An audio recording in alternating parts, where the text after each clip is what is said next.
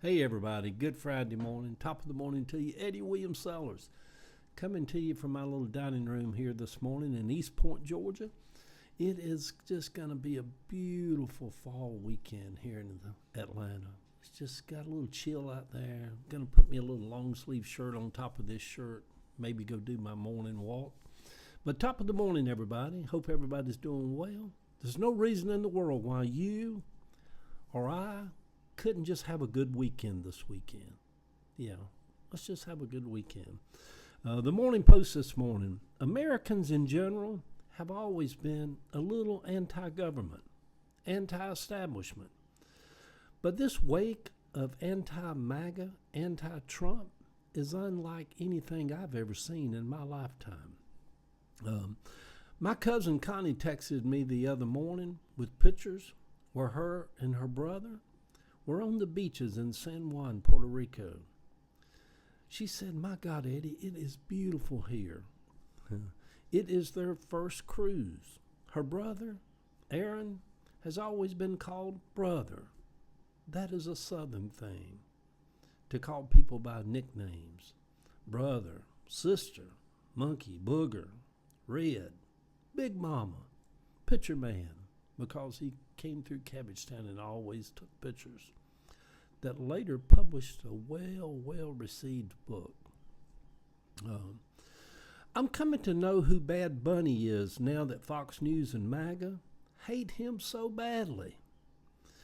I have always thought Puerto Ricans were some of the sexiest, most beautiful people on the planet. So, of course, he is this sexy man who evidently has a big ding-a-ling that he enjoys shaking around and gyrating with on stage. You can see it. I don't know how you get around it. It's just sitting there, just flopping around right on the screen.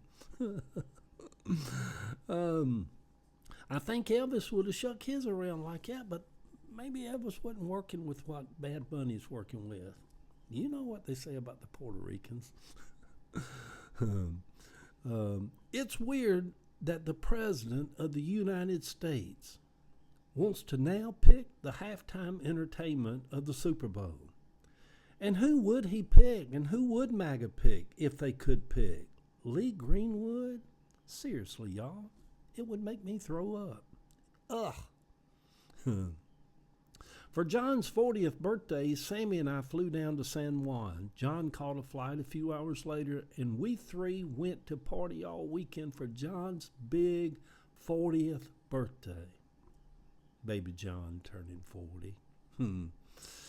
We stayed on Condado Beach in a beachfront hotel that was for gay men only.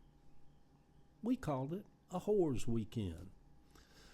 We met two guys from England that became our besties for those days while we were in San Juan, and we all hung out and went clubbing together.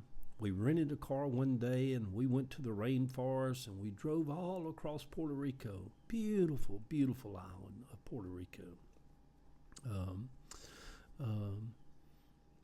Yeah, lost my place, y'all. Let me find my place. Walking back from the club one night at 4 a.m, we all see a grocery store that said "World's Best Cuban Sandwich," open all night. We all stopped and got one. They were right. When you're half drunk and hungry at 4 a.m, walking through San Juan with good friends and two Brits, it was without question the world's best Cuban sandwich. I got me a honey bun in there to eat because I always like a little something sweet after I eat something. Walking through Puerto Rico, eating a honey bun at 4:30, 5 o'clock in the morning. Hadn't I had an extraordinary life? Good heavens. It was fun, y'all. I was always anti-Nixon and anti-Vietnam War. I would sleep on the streets at 14th and 10th Streets in Atlanta with hundreds of other hippies when I was a teen. This anti-government thing with Trump, it's nothing new for me. I came out of my mama's womb saying fuck the government. My cousins Tommy, David, Danny, and I would go and hang out with all that long-haired hippie crowd. Drove the conservatives crazy back then, too. What were all of us Pentecostal raised teen boys doing down on Peachtree Street at all hours of the night and walking through Piedmont Park? We'd walk from Cabbagetown over there. There was something about the rebellious spirit that spoke to us. Something about free love movement that spoke to us. Hippie boys with long hair and guitars and beards were sexy. And the girls were not church girls with their long sleeves and no makeup on. They openly enjoyed sexual pleasures also, which was even more sexy for all of us teen boys. The sexual revolution had begun. So it seems like I have come full circle fighting against Trump and his government control of every aspect of our lives. I guess once a hippie, always a hippie at heart. Good Friday morning, sweet people. It's the weekend, a beautiful fall weekend here in Atlanta. There are more of us than them, meaning the Trump people. We will soon hit the streets again. The fight, I guess, will always continue for a better government, a better America. In the history of the United States, our 200-something year history, we've never had a government as evil as this government right now. And if you can't see the evil in this government, you're so goddamn fucking blind. You're a fucking blind idiot if you can't see the evil that's going on in the White House right now.